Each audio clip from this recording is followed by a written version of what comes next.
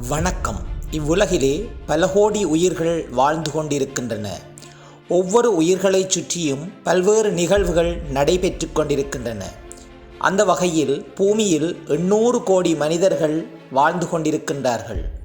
இவர்கள் ஒவ்வொருவரைச் சுற்றியும் ஏதோ ஒன்று நடந்து கொண்டிருக்கின்றது. இவற்றுள் உங்களைச் சுற்றி நடந்து கொண்டு இருப்பது என்ன? இது பி பாசிட்டிவ் தமிழ்.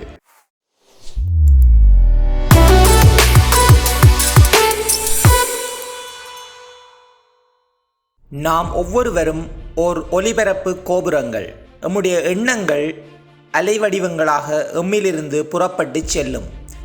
ஒருவர் மகிழ்ச்சியாக இருக்கும் போது அவரிலிருந்து மகிழ்ச்சி தொடர்பான எண்ண அலைகள் புறப்பட்டு செல்லும். ஒருவர் சோகத்தோடு இருக்கும் போது அவரிலிருந்து சோக அலைகள் புறப்பட்டு செல்லும். இவ்வாறு செல்கின்ற அலைகள் பிரபஞ்சத்தோடு தொடர்புபடும். இந்த பிரபஞ்சத்துக்கு சிந்திக்க தெரியாது. ஆனால் ஒருவர் எதை நினைக்கிறாரோ அதை அவருக்கு மீண்டும் கொடுக்க தெரியும். அந்த வகையில் ஒருவர் மகிழ்ச்சியாக இருக்கின்ற போது அவரிலிருந்து புறப்பட்டு செல்கின்ற மகிழ்ச்சி அலைகள் நேராக பிரபஞ்சத்தை சென்றடையும். அப்போது பிரபஞ்சம் இவ்வாறு சிந்திக்கும்: இந்த மனிதர் மகிழ்ச்சியாக இருப்பதற்கு விரும்புகின்றார், இவருக்கு மீண்டும் தொடர்ச்சியாக மகிழ்ச்சியை கொடுப்போம் என்று அந்த அலை மீண்டும் பிரபஞ்சத்திலிருந்து அம்மனிதரை மகிழ்ச்சியாக வந்தடைகின்றது. அவ்வாறே சோக அலைகளை வெளியிடுகின்ற ஒருவர் பிரபஞ்சத்தின் பார்வையில் இவர் சோகத்தை விரும்புகின்ற ஒருவர்.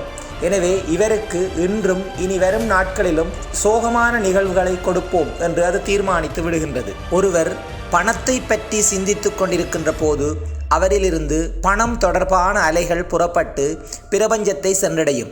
அப்போது இம்மனிதர் பணத்தை விரும்புகின்றார் என்று கருதுகின்ற பிரபஞ்சம் அடுத்து வரும் நாட்களில் அவருக்கு பணம் வருவதற்கான வாய்ப்பை அது தொடர்பான மனிதர்களை ஏற்படுத்தி கொடுக்கும். அவ்வாறு பசி தொடர்பாக சிந்தித்து கொண்டிருக்கின்ற ஒருவருக்கு அவருடைய எண்ண அலைகள் பசியாக புறப்பட்டு பிரபஞ்சத்தை சென்றடையும்.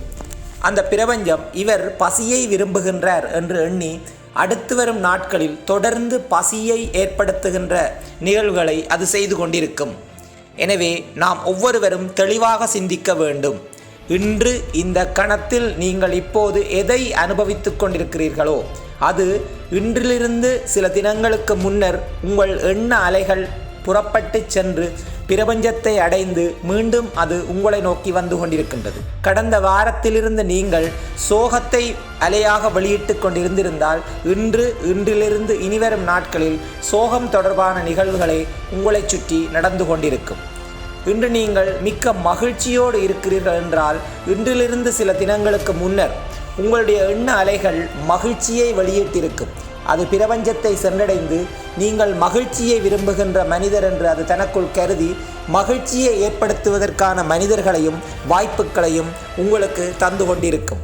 எனவே அடுத்த வாரம், அடுத்த மாதம் நீங்கள் எத்தகைய சூழ்நிலையில் இருக்கப் போகின்றீர்கள் என்பது உங்களிலிருந்து புறப்படும் எண்ண அலைகளிலேயே தங்கியுள்ளது.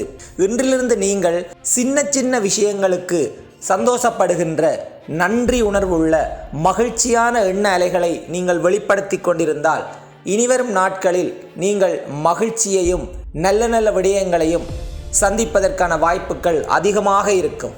அது தொடர்பான மனிதர்களை நீங்கள் அடுத்தடுத்து சந்தித்து கொண்டிருப்பீர்கள்.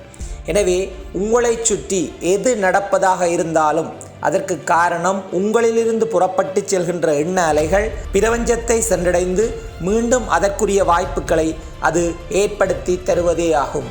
இதனை கணியன் பூங்குன்றனர் தீதும் நன்றும் பிறர் தர வாரா என்று குறிப்பிட்டுள்ளார். எனவே எம் வாழ்க்கையில் எது நடந்தாலும் அதற்கு எவருமே காரணம் கிடையாது.